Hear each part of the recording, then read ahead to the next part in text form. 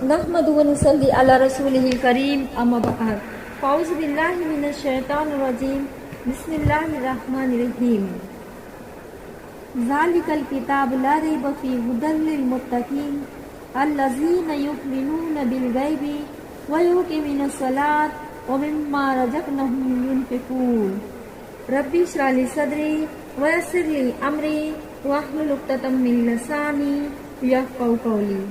السلام علیکم ورحمۃ اللہ وبرکاتہ۔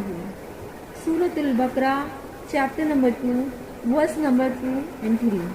یہ کتاب اللہ کی کتاب ہے، اس میں کوئی شک نہیں، پرہیزگاروں کو ہدایت کرنے والی ہے، اور جو لوگ غیب پر ایمان لاتے ہیں اور نماز کو قائم کرتے ہیں اور ہمارے ذریعے عطا کیے ہوئے مال میں سے اللہ کی راہ میں خرچ کرتے ہیں۔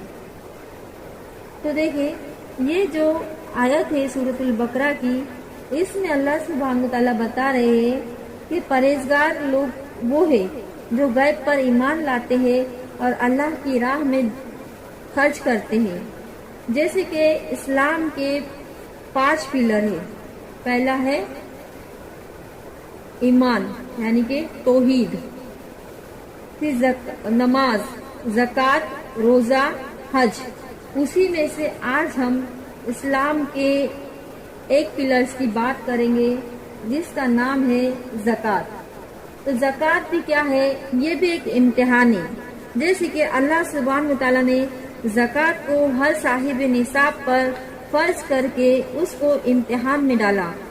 جو شخص خوشی سے ضرورت سے زیادہ مال میں سے اللہ کا حق نکالتا ہے اور اس کے بندوں کی اس کے ذریعے مدد کرتا ہے، وہی بندہ اللہ کے زیادہ قریب ہے اور وہی سیدھے راستے پر ہے کہ ایمانداری کی جماعت میں وہ ایسا شخص جو ہے شامل کیا جاتا ہے، اور جس کا دل اتنا تنگ ہے کہ وہ اتنی ذرا سی قربانی بھی اللہ کے لیے سہن نہیں کر سکتا، وہ اللہ کے کسی کام کا نہیں ہے۔ وہ ہرگز اس لائق نہیں کہ ایمان والوں کی محفل میں اس کو جمع کیا جائے۔ وہ تو ایسا ہے کہ جیسا کہ سڑا ہوا حصہ ہے جسے جسم سے الگ کر دینا ہی بہتر ہے، ورنہ سارے جسم کو جو ہے وہ کیا کرے گا؟ پھر سڑا دے گا۔ یہی وجہ تھی کہ آپ صلی اللہ علیہ وسلم کی وفات کے بعد جب عرب کے کچھ قبیلوں نے زکوٰۃ دینے سے انکار کر دیا تو حضرت ابو بکر صدیق رضی اللہ تعالیٰ عنہ نے اسی طرح جنگ کی جیسے کہ اسلام کے دشمنوں سے جنگ کی جاتی ہے۔ حالانکہ وہ لوگ نماز تو پڑھتے تھے، اللہ کے رسول صلی اللہ علیہ وسلم کا اقرار بھی کرتے تھے۔ اس سے معلوم ہوا کہ زکوٰۃ کے بنا نماز، روزہ اور ایمان اور شہادت سب بیکار ہے، کسی چیز کا بھی اس میں اعتبار نہیں کیا جا سکتا۔ اسی لیے تمام نبیوں کی امت پر بھی زکوٰۃ کیا ہے؟ فرض کی گئی تھی۔ جیسے قرآن مجید کو آپ اٹھا کے دیکھیں، آپ کو نظر آئے گا کہ پرانے زمانے میں سارے نبیوں کی امتوں کو نماز اور زکوٰۃ کا حکم لازم کیا تھا، اور دین اسلام میں کبھی کسی نبی کے زمانے میں بھی ان 2 چیزوں سے خالی نہیں رہا ہے۔ حضرت ابراہیم علیہ السلام اور ان کی نسل کے نبیوں کا ذکر کرنے کے بعد اللہ تعالیٰ فرماتے سورۃ الانبیاء چیپٹر نمبر 21 ورس نمبر 73 میں، ہم نے ان کو انسانوں کا پیشوا بنایا اور وہ ہمارے حکم کے مطابق لوگوں کی رہنمائی کرتے تھے۔ ہم نے وحی کے ذریعے سے ان کو نیک کام کرنے، نماز پڑھنے اور زکوٰۃ دینے کی تعلیم دی۔ مریم چیپٹر نمبر 19 ورس نمبر 55۔ وہ اپنے لوگوں کو نماز اور زکوٰۃ کا حکم دیتے تھے اور وہ اپنے رب کے نزدیک بہت ہی پسندیدہ تھے۔ حضرت موسیٰ علیہ السلام نے بھی اپنی قوم کے لیے دعا کی، اے پروردگار، ہمیں اس دنیا کی بھلائی دے اور آخرت کی بھی بھلائی دے۔ آپ کو معلوم ہے کہ اس کے جواب میں اللہ تعالیٰ نے کیا فرمایا؟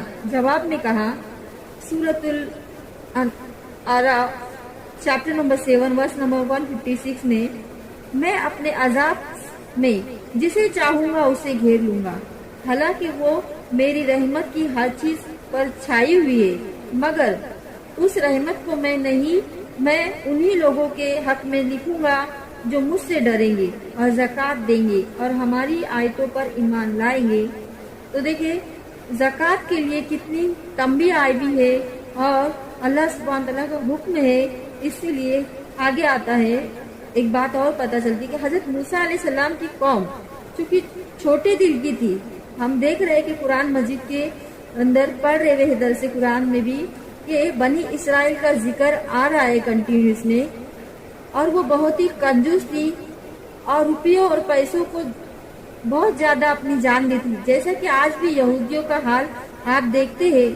اسی لیے اللہ تعالیٰ نے اتنے بڑے مرتبے والے پیغمبر کی دعا کے جواب میں صاف فرما دیا تھا کہ تمہاری امت اگر زکوٰۃ کی پابندی کریں گی تو اس کے لیے میری رحمت کا وعدہ ہے، ورنہ ابھی سے صاف سن رکھو کہ وہ میری رحمت سے کیا ہوں گے، پھر محروم ہو جائیں گے اور میرا عذاب اسے گھیر لے گا۔ اسی وجہ سے موسیٰ علیہ السلام کے بعد بھی بار بار بنی اسرائیل کو اسی بات پر تنبیہ کی جاتی رہی، بار بار ان سے وعدہ لیے گئے اللہ تعالیٰ کے سوا کسی کی عبادت نہ کرے اور نماز اور زکوٰۃ کو پابندی سے کرے، یہاں تک کہ آخر میں یہ صاف اور نوٹس دے دیا گیا تھا سورۃ المائدہ چیپٹر نمبر 5 ورس نمبر 20 میں، اور اگر اللہ نے فرمایا کہ اے بنی اسرائیل اگر تم نماز پڑھتے اور زکوٰۃ دیتے رہو اور میرے رسولوں پر ایمان لاؤ اور جو رسول آئے ان کی مدد کرو اور اللہ کو اچھا کر دو تو میں تمہاری برائیاں تم سے دور کروں گا۔ دیکھو اللہ سبحانہ تعالیٰ کس طریقے سے بتاتے ہیں اور ایک نوٹس بھیجتے ہیں، جیسا کہ ہوتا ہے نا کبھی کسی کو کچھ بات بولنی ہے پر میں اس کو ایڈوائس بھی دیتے ہیں، اس کو ڈراتے بھی ہیں، اس کو مہلت بھی دیتے ہیں، اس کو اس کا انجام بھی بتاتے ہیں اگر کسی کو کچھ نوٹس دینی ہے۔ اللہ سبحانہ تعالیٰ نے بھی اسی طرح بنی اسرائیل کو نوٹس دیے تھے کہ اگر تم نماز پڑھتے رہو، زکوٰۃ دیتے رہو اور میرے رسولوں پہ ایمان لاؤ تو کیا تمہاری مدد کی جائے گی، اور تم کیا کرو اچھا قرض دو۔ اللہ کے رسول صلی اللہ علیہ وسلم سے پہلے آخری نبی جو حضرت عیسیٰ علیہ السلام تھے ان کو بھی اللہ تعالیٰ نے نماز اور زکوٰۃ کے ساتھ ساتھ حکم دیا تھا، جیسے اور آتا ہے قرآن مجید میں سورۃ المریم چیپٹر نمبر 19 ورس نمبر 31 میں، اللہ تعالیٰ نے مجھے برکت دی جہاں بھی میں ہوں، مجھے ہدایت فرمائی کہ میں نماز پڑھوں اور زکوٰۃ دیتا رہوں جب تک میں زندہ رہوں۔ یعنی کہ پہلے نبیوں کو بھی اس بات کا حکم تھا۔ اس سے معلوم ہو گیا کہ دین اسلام شروع ہی سے ہر نبی کے زمانے میں نماز اور زکوٰۃ کے اسلام کے یہ جو پلر ہے ان دو بڑے ستونوں پر قائم ہوا ہے۔ شروعات اس کی یہی سے ہوئی ہے اور کبھی ایسا نہیں ہوا کہ اللہ پر ایمان رکھنے والے کسی بھی امتی کو بھی ان دو فرض سے معاف کیا گیا ہے۔